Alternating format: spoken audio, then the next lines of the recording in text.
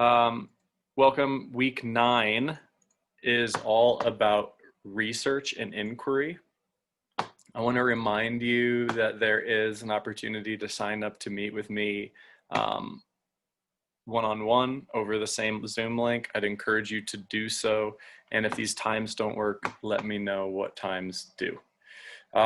Today, we are looking, whoops, I'm jumping ahead of myself. We are looking at basically at research, and I want to go over what the forum post that's due this week and the reading that's due today. You have kind of 3 reading notes, and we're starting, or you do have 3 reading notes, one for today, Wednesday, and Friday. And the reading notes for Wednesday and Friday, you can do them in a way that directly transition to your forum post. So you're kind of taking notes to write your forum post, and that we're going to go over what that looks like. But the goal of today is really to get better at research and understanding what goes into it, why it's significant, why that's important, and how it kind of, in some kind of a way, is a culmination of all the work we've done so far. And then I'm also thinking about not having any Zoom class next week. So just to give us more time to do our own reading and research, and I will offer more times to meet one-on-one to talk about your work. But I'm going to try to get through all the material in this research unit on today and Wednesday, so that we can just have next week off of Zoom, if that's okay. So let me know if that seems whack to anybody, and you don't need to out yourself in front of everybody else that probably doesn't want to meet on Zoom, but whatever. Okay, we're going to start here. I said last week that the #1 trait shareholders look for in a CEO to ensure the success of a company is curiosity.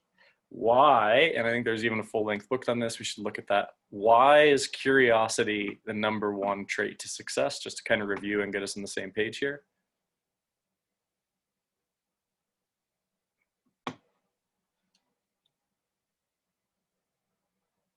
It's how you stay ahead as in business, I think. If you don't have that active curiosity about what your competitors are doing or what's happening in the market, you're going to stagnate. So you're curious about what your competitors are doing is one thing. You're also curious about how to optimize what you are doing. So there's 2 kind of things. 1, you're curious about the world that's going on around you. And 2, you're curious about your own processes and whether or not and where or not you're fucking up or not, and how you could maybe optimize things without all those things. So the other thing that's interesting for us, and where I do think this is a parallel, and I would argue that this is not just in CEO and big businesses with shareholders and stakeholders, this is also like us moving into the world perpetually. Like, you all are going to transition from being a student to grad student, or a student to employee. And I am transitioning from a college instructor to whatever I'm going to do next year, if that's what whatever it is. Like, we're always kind of looking at these different opportunities for growth and other advantages that we might have over our competitors, i.e. the other people looking for the same jobs or doing the same thing. It's also a way to evaluate and find arguments. So arguments, remember, and rhetoric. If we look at rhetoric as a way of changing the world, or a way of making moves, you might say, of making changes in reality, there are different arguments that are going to change the way we go into things. There's arguments being made when the internet first came out that the internet was a passing fad. People that made those arguments lost out on some early business opportunities. You get the idea. So what we're doing here in terms of research in the context of this class is trying to use our curiosity to spur growth and find arguments that might make a difference for us. Why I'm saying this is, as you're doing this research, you might be tempted to think about this as like another research project that you quote unquote have to do in order to graduate. And yeah, that's true, but you also could look at it as an opportunity to find more about something that you didn't know before, so that you're finding really opportunities. You're finding people, you're finding organizations, you're finding basically ways of thinking or approaching that you can then use to give yourself some opportunities that you didn't have before. And that's kind of how I want to couch and frame what research is and why we're doing this. So, and this is in light of where we're going to go. What does research literally mean? Does anybody know what the Latin root re means? One of the Latin roots that we probably do actually know what it means. What is re? It means like again. Again. And then, so what does research actually mean? To find again. Yeah, or search. It's interesting. Search, find, again. So what do good researchers do?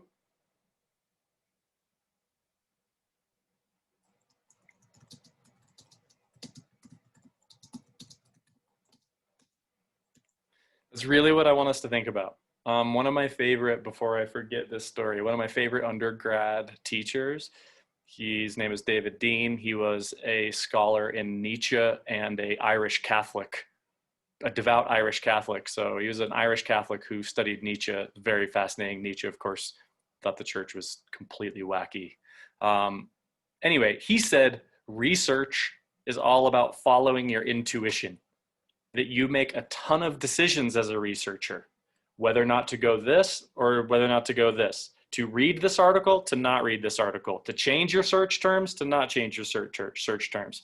So it might be, interestingly, no one would say this at an academic institution, or at least you might need to be an Irish Catholic Nietzsche scholar to tell students that what you really need to practice if you want to research is intuition, i.e. listening to your inner voice and figuring out where to go. But that's an interesting part of this that I just want to mention. Next skill that I want to talk about is Google. Is Googling, first, Google is a verb, right? We've heard that you can Google things. Is Googling a skill that some people are better at than other people? Yes. How good are you at Googling? Pretty good. I know there's like, you can do like other secret stuff where you put like quotes and shit around things and it makes it a little better. So I don't know how to do all that, but I'd say that most people in college are pretty good at Googling stuff. I agree. And what does it take to be a good Googler? It's the weirdest verb ever. Just do it a lot. Yeah. And like recognize whether or not the search that you've done is giving you what you want and then changing the search terms based on that, right? And so a good Googler would do this quickly.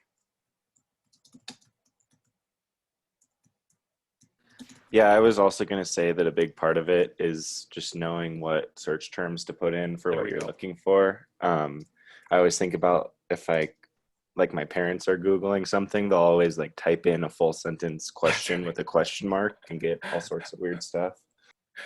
Or like they treat it like a person and they're like, can you help me find the answer to what? Yeah, exactly. Yeah, okay, good. So what search terms to use and vice versa to not use? Google is actually really smart. The algorithm is really smart. And if somebody asks it, can you please tell me the route to Applebee's? They're going to delete everything except, and then replace that with Applebee's near me, right? Good. What else? Other things about this? So there's two things I kind of want us to answer, and then we're going to dive into what I'm hoping that you do with it. And it's these two. What skills go into good researching and what habits of mind go into good researching? I'm starting us off kind of unconventionally by thinking that intuition is a skill that we can either train ourselves to follow or not. That's a super highly contentious and interesting claim. I wonder if there's any science on that. But in my experience, I think research is a lot more fun if I'm like following my intuition or like imagining I'm on like a quest. And that Googling is a thing. that our ability to find information on Google is a thing. And I would agree with Nick that most of us as college students are pretty good, especially if you're savvy at trying to find creative ways to cheat or get out of the work that you have to do. One of my favorite instructors in college said that it always amazed him how much work college students would do to avoid the work that they were assigned, which is, I don't want to insinuate anything about that. What other skills go into good researching or habits of mind that go into good researching? I should ask, like, I would be curious, on a scale of 1 to 5, how good of an internet researcher are you? How good are you at researching? 3s? I can't see everybody. Good. So what does that mean? How could you get better? And I should also ask, does anybody out there actually want to get better at researching? Yeah, this is one of the skills, especially like, I feel like we kind of know how to research also when it comes to buying something expensive. Like if you're buying something, you start doing research because your money is on the line.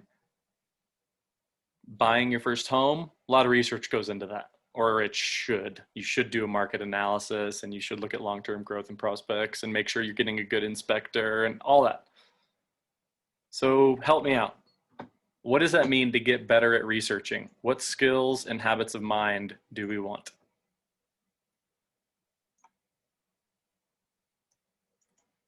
I think one would be like knowing what to avoid. Awesome. Understand, yeah, kind of going off what Peter said, like using reputable websites, or like understanding that you shouldn't go to a website with like a ton of ads on it and like a bunch of crap. I'm going to say where, knowing where to search or where to read, which sources to read.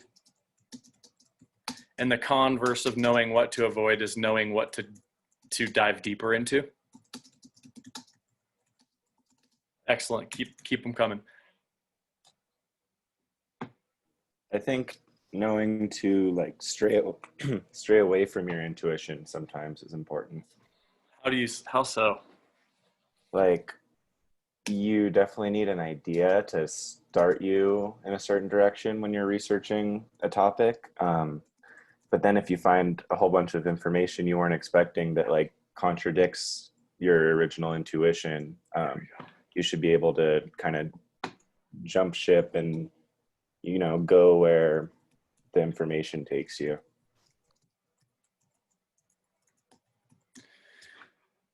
That's really good.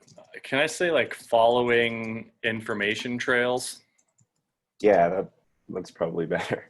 No, I mean, you said going where the information takes you actually is probably better. I'm just trying to put it in my own language. Go ahead, Gabby. I think it's also like knowing when to stop too, like not going too far.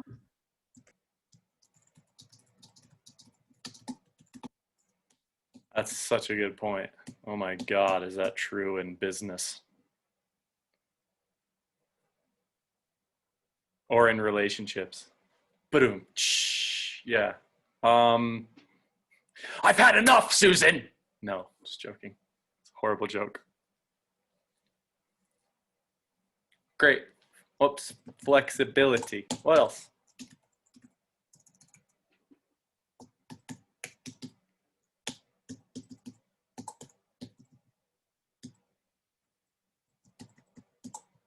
I think for me, it's not getting sidetracked. I think I'll find something that somehow even like just slightly related to what I'm supposed to be doing, and then suddenly that seems way more interesting, and I'll spend a lot of time and looking into that just because of my general curiosity, and then your time management is out the window.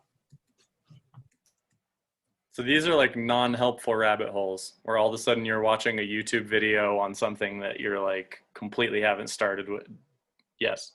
It's interesting. There's arguments on that. I saw a very interesting argument that those kinds of getting distracted like that is actually a key to breakthroughs and professional breakthroughs as well. It might not seem interesting at the time, but maybe later you put it together.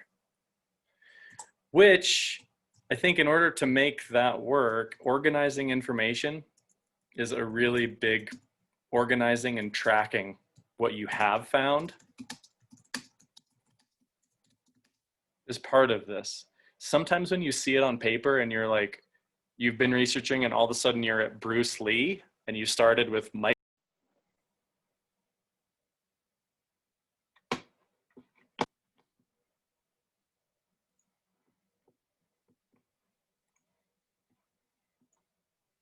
All right, well, it's good to know that if I get disconnected, it'll reconnect me. If you can track your path so that you started here with microbes and you ended up at Bruce Lee, and Bruce Lee definitely isn't valid, but something along the line kind of is, like you can tell where you actually got off track, sometimes that helps. Okay, good. In terms of like a scholarly approach to research, I think we pretty much nailed it. Any other things? Any other things?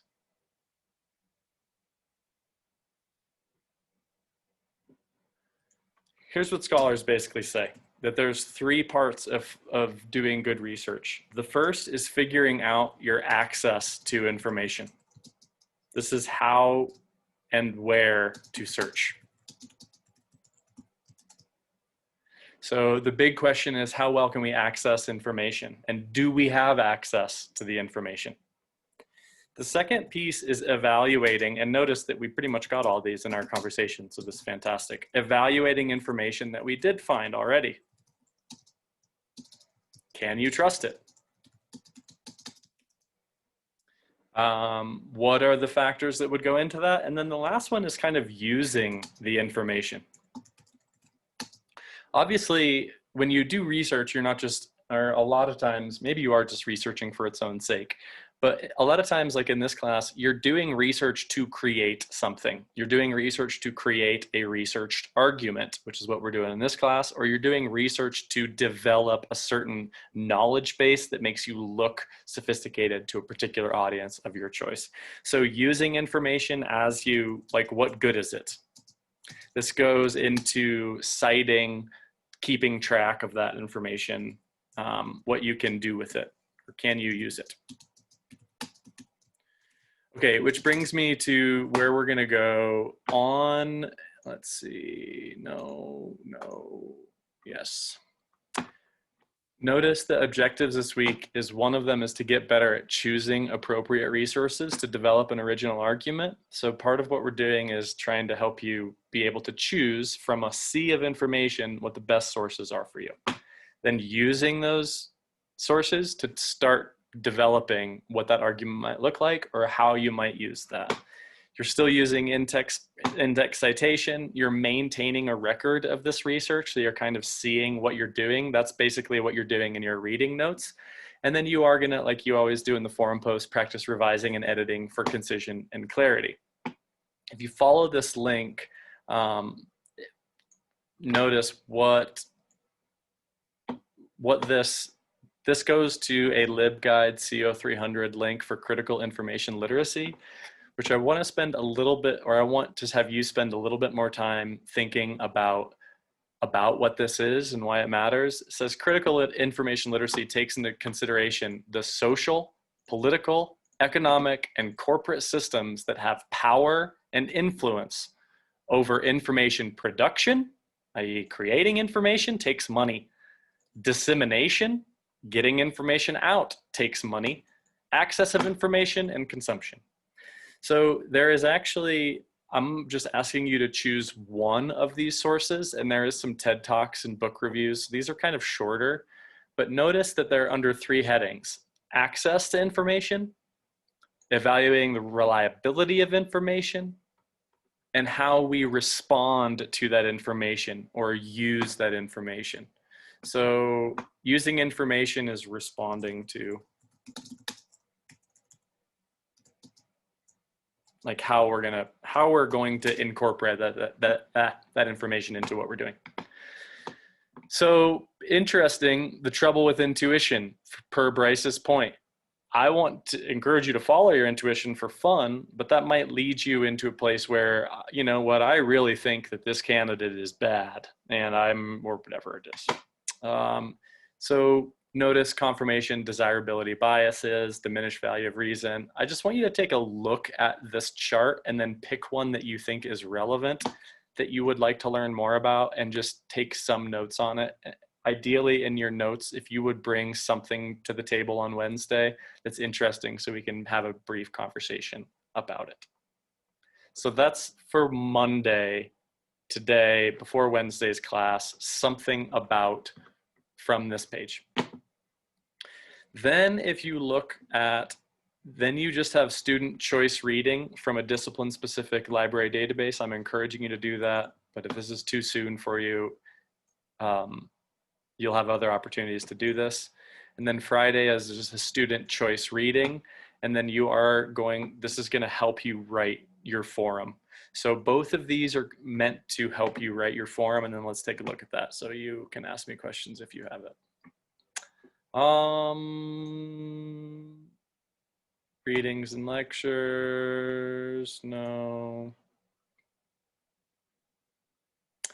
Okay, overwhelming majority of people were saying that there should be at least some multimodal engagement in our composition. And so I did kind of adjust this to incorporate a multimodal element, which is basically, here's what we're doing. It's a 500-word narrative record of research that includes some visual or multimodal element. So your two posts are, your original post and comments are due Sunday at midnight. A revised post with the self-assessment is due Monday, a week from today. Your goal is to provide quality information to your future self, your peers, and your instructor. Interestingly, you are starting to gain information so that you'll be able to compose a good final project, an academic essay, or whatever it is that's going to be. You want to try to start saving yourself work. So your future self, i.e. yourself in week 14 of this semester, that's kind of one of your main audiences.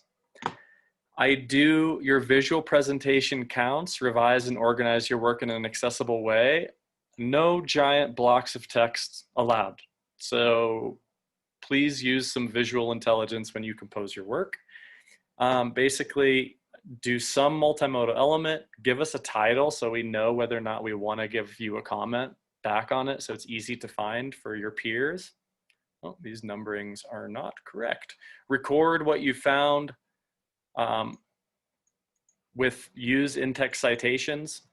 Whoops, looks like I need to edit and revise this. There's some repetitions in there. Anyway, this is what it might look like. This is just over one source, and I want to emphasize that this is not how I'm expecting it. So I know I'm trying to give you an example, but this could look so different from this and still satisfy the requirements. But I have my image here. I've credited where I've got my image from Unsplash, which is a really nice source for free images. I'm telling my audience basically that this is the most helpful resource I've found into fighting plastic pollution. I have discussion on the sources. I have some notes to myself that probably I could delete this in my revision, but for me, I'm kind of like thinking on the page, so I'm cool with that. I'm also thinking on the page here, I'm cool with that. I have new questions for the next week, and I have the citation with a link if I wanted to go back to it. This is an example over one source. But let's say you find 4 or 5 interesting sources. You could easily do the same thing over, let's say, 5 sources, where you have the citation, a really brief summary of what's interesting about that source, what it's making you think, other questions it makes you have, and then another source, and then you do the same thing. So instead of it being this much text on one source, maybe you have like this much text over 4 sources and 4 images, because you're planning on doing a more image heavy final project. I don't really care how you do it, as long as it's accessible to your peers so that they can kind of get in on your question and be like, hey, that's really interesting. Did you think about, like, I wonder what they're doing in Kenya? I don't know. so that ideally there's some discussion that's happening around your research, and it's basically showing us, it's giving me a record and it's a narrative of what you found this week. And that's what you're going to be doing the next 2 weeks. So this is going to continue the next week and the next week, so that you have the start of what could look like a personal blog, which web log just is, that's what a blog is. It's a web log. Does that make sense? Any questions? Do you see that this is like wide open and you can do this in whatever way works for you as long as you're reading and finding information? All right, well then, let's spend some time on a couple different things. I want to get to, does anybody feel like you want some help with your research topic as it is? Nick, anybody else? Can we get some of those questions either in the chat, or let's just get them, if you want to auditory, just share the questions that we have. Yeah, you can go, Gabby. Sorry. Let's Oh, go sorry. Gabby and then Nick. I was just gonna say I'm Then a Peter. little concerned about making mine into an argument. I'm not really sure like what that's gonna look like, and I don't know. I'm taking the Tangled Tree, the book that you recommended, and I'm kind of trying to make an argument or like do my research based on that. And I guess I'm kind of in a weird spot right now because I don't really know like exactly what the book's about. So I'm hoping that that argument will kind of unfold, but I guess that's what I'm a little worried that like I'm going to read this book and then still be like, well, I don't have an argument, if that makes sense. It's a really good question, and I actually think a lot of people are in that boat, especially now, because you're just first starting with finding information that's interesting to you, and you don't actually know what you're going to do with it yet. So for me to tell you, or for me to assume that you do know what you're going to do with that information, is kind of bad. So I actually think that's a fine place to be in. You just want to look and be curious about the kinds of arguments that could be made about it. There's an interesting one right off the bat, though, is why you are choosing to spend your time with that book and not one of the other millions of books or sources you could have read. So, and before we move on, I am curious. So just to start, one answer to this question is, why that book or this source? Clearly you think it's valuable in some way, right? Otherwise you wouldn't have chosen it. So why? And hopefully not because I told you to read it. That'd be a horrible reason. But why that book? It was actually one of the reasons, but No! I really liked the topic that you mentioned. That's always been something that's very interesting to me, like genetics and microbiology and the interactions between humans and like bacteria and viruses. So. Okay, you just said that genetics and evolution is very interesting. I don't think so. Basically, you just made an argument. And apparently I don't know how to spell evolution. Evolution. Someone needs to make a fake Kickstarter campaign selling Evolution. If that hasn't happened, I'm guaranteeing you, I'm just going to give that to you for free. I want 10% of the proceeds. If you create an Evolution campaign that makes you $100,000 because it's hilarious. Did you guys see that? The guy that made like $1 million for a potato salad on Kickstarter? It's incredible. It's like one of the highest. I think he made over, I might have my numbers wrong. He made an obscene amount of money to make a potato salad. And it's the funniest freaking thing, which is why he made so much money. He's just like, I've never made a potato salad before and I want to make one. So I'm only asking for $10, but it was funny. Okay, so you just said genetics and evolution is interesting, especially at a microbial level. And the book is really, it's continuing to be really good. He's a really great writer. Well, I completely disagree. In fact, I would rather read way more other things than that. And some people are not going to agree with you. So you actually making the claim, just as a starting argument to like have a fallback to feel good, That's what I would go with. That this is actually a worthwhile use of your time. And here's why. Cool? I can think of a lot of reasons for that. Nick, what's yours? Yeah, I don't even know if I like did mine right now that I was reading the other discussion posts. So I wanted to write about space, but that was not, I don't know. I was like, oh, well, space requires like a lot of planning and engineering and coordination, but I might have to go to your office hours and think of something different. Because Well, after I was like, I think space is awesome and everyone likes space. My audience would be people that like space. But after reading other people's discussion posts, I was like, oh, this probably is not. no, I honestly, and that's interpreted what this wrong. I'm glad to hear this as another example. I think we're so used to trying to do things right when we have like freedom to do whatever we want. It's really disconcerting. I've noticed that. So I would be less concerned about trying to do what other people are doing on it, honestly. And if you said some really interesting things. You talked about the logistics of space travel. So wait, you're not talking about like just space. You're talking about like space exploration? Yeah, I was talking about, well, my main focus to make it more narrow would be like the space race and like the logistics that went behind that and like the political importance of that. Do you think So it's just kind of make it a possible that little more narrow. do you think it's possible that you expressing interest in the logistics of space race planning might be attractive to a construction management firm?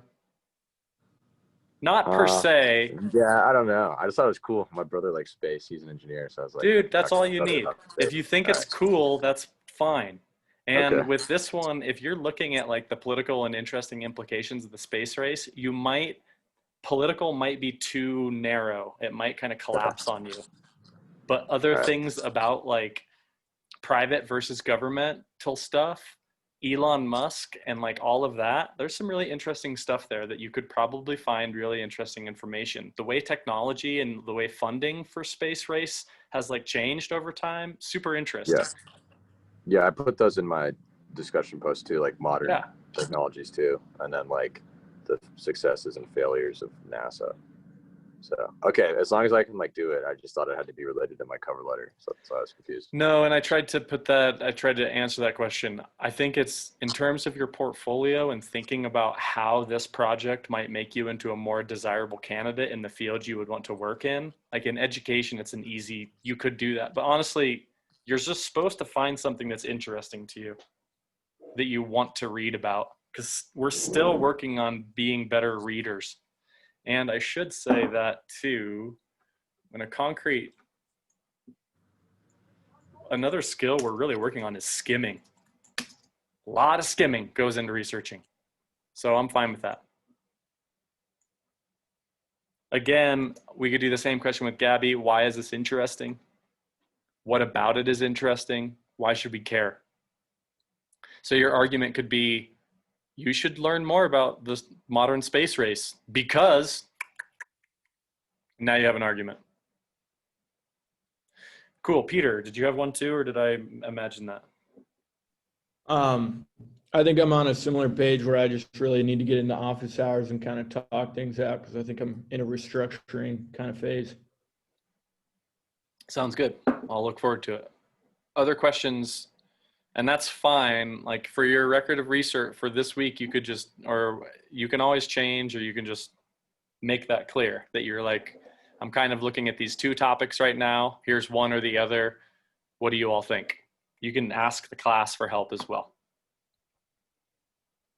And from me. Other questions? Okay, if you want to open up a web browser, or feel free to interrupt me here because there is going to be an opportunity again. Let's go to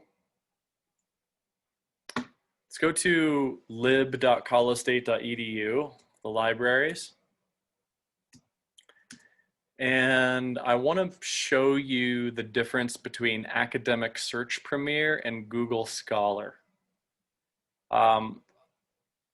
As a CO 300 level course, or a 300 level course, one of the goals, I love how happy she is about doing online research. That picture is just amazing. She is so happy to be on the library webpage. One of the things that we're trying to get is our ability to find specialized information in specialized discipline-specific databases. So if you go to lib.colstate.edu, you can search in this main box, but underneath this as A to Z database list or database list, doesn't matter how you say it. Okay, you click on this and you get databases, which is where there is a variety of really good information. Do we know how much the library pays every year to maintain their subscription to these databases? There's 372 of them. Do we want to guess? A lot. How much? I know that like each one of those articles, if you're looking, they're like $200. Yeah. Nice. And to have access to the whole database, I want to say it's in the millions of dollars. I think it's like $3 million a year. Where do we get that money as a university?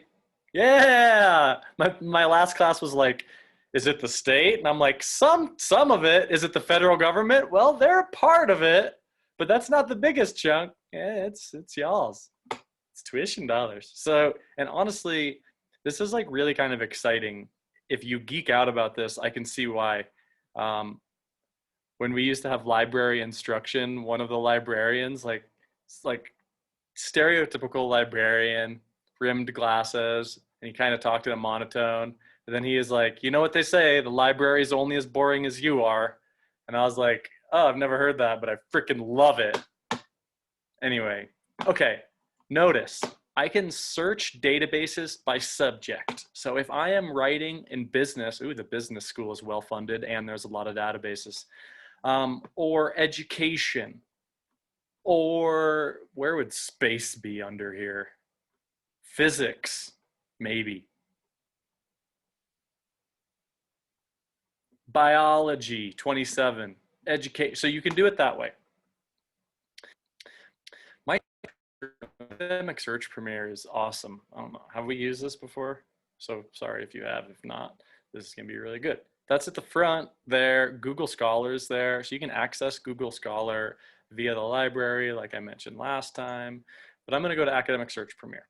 I like Academic Search Premier a lot more because it gets to be more granular and you do need to sign on.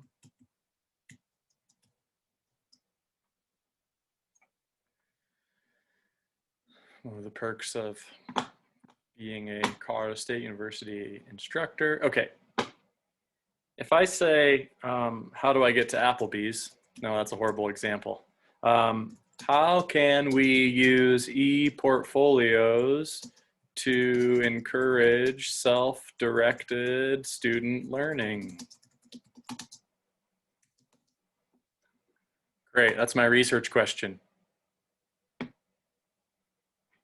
No results were found because it's trying to find me this thing. I can go over to Google Scholar and type the same thing in. How can we use e-portfolios to encourage self-directed student learning? Boom, a lot of stuff. So Google Scholar is really good because the algorithm is really nice. And this is giving me more than I want to look at right now. However, on this site, I can really, so it is doing specific words or trains of words. It's just like putting quotes around things, which means I'm searching exactly the words that I put in here. E-portfolios is what I want, or e-portfolio. In fact, here's my first tip of the day. I'm gonna put a star on there. So that means that's giving me everything. That's giving me e-portfolios, e-portfolio, both of those. Wonder how many searches, how many hits I'll get here. 435. I can sort by relevance or time. And now I am, let's say I'm looking through here. Interesting, I could do something on diversity. Role of e-portfolios and selective learning. I actually like this. I'm gonna add this to my folder. E-portfolio and, oh, being a student in the social media era. That one looks interesting. Okay, I'm trying to see if so then if I click on one of these, it tells you what it is, where it is. They give me the abstract so I can see whether or not I want to read it. It's super valuable. That doesn't give me a good example. There is also, let's see, I think I might have skipped one. Fuzzy knowledge fusion, interesting. We'll save that for later. The one that, Control F. I wanted to find something on authentic learning. So I can do a new box and refine this initial search even more. So instead of a ton of them, boom, awesome. Now I've got sources that seem like they really work. This one's giving me a PDF. And now this is the other thing I wanted they also have sources by subject term. So now I can look at electronic portfolios in education as a subject. I want to use this one, or I'm thinking about it. So I can cite it, hit the cite button, scroll down to MLA, which is what I'm using, and put this, copy and paste this, making sure that I keep the italics. And I can put that into my document just really easily. I also can look at the subject and go electronic portfolios in education. I want as a new subject. It's going to start a new search that there's 244 of those. That actually, you know what, that's a lot, but this is really like kind of what I'm interested in. But I also am thinking about this as an aspect of writing. So I'm going to do write star to get me writer, writing, so on and so forth. So this star is like a wild card, everything after this. And then music and you kind of see how this is working. So this is a powerful one. There's one last library joke. You want to be careful, like if you're doing your thing on cats and you want to get cat, you want to get both cats and cat. So you use the cat star. You want to be careful because you might wind up with catastrophe. No, it's a horrible joke. That was a librarian joke. Okay.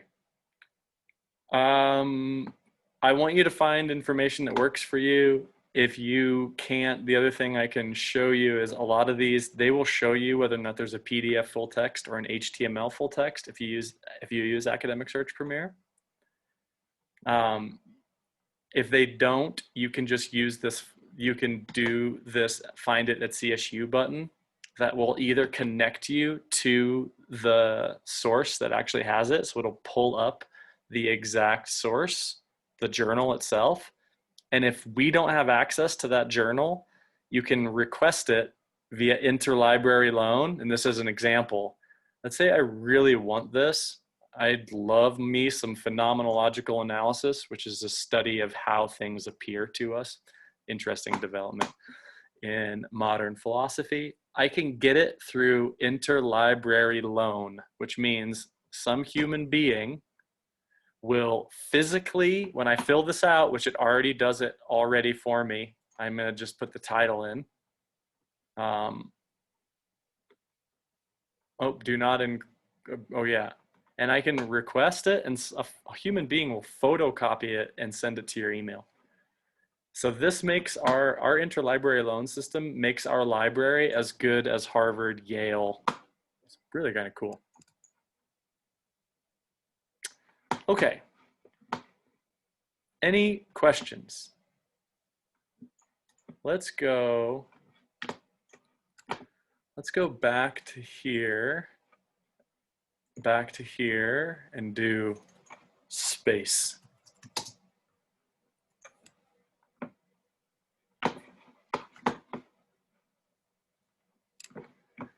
All right, 1 million sources with 3,500 videos. Exploration.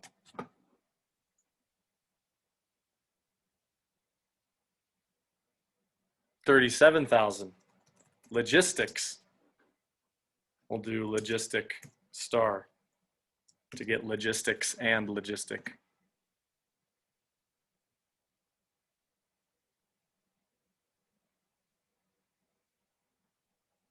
I'm guessing 1,000. 228.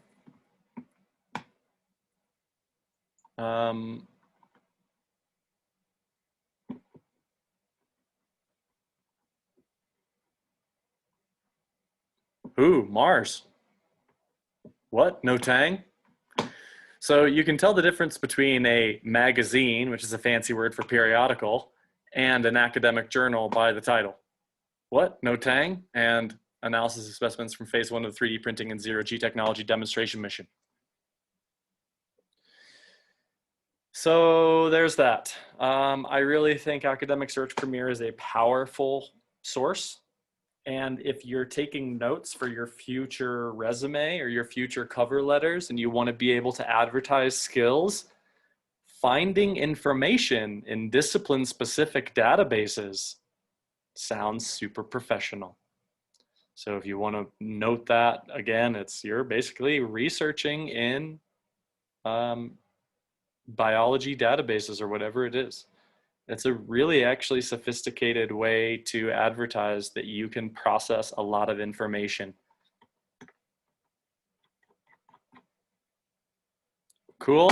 That's Academic Search Premier and how that's different from Google and why I like this one, because it kind of, if you use the multiple drop downs and you also use, when you find some of these systems design logistics for Mars exploration, well, one, this could be a neat new focus for me, but these subject terms, to see how they are categorizing these subjects, can be super helpful to further your research and research again. Cool. All right, well then I'm gonna end class and stop the recording and commence the post-class milling about the classroom if anyone wants to hang out and talk about whatever.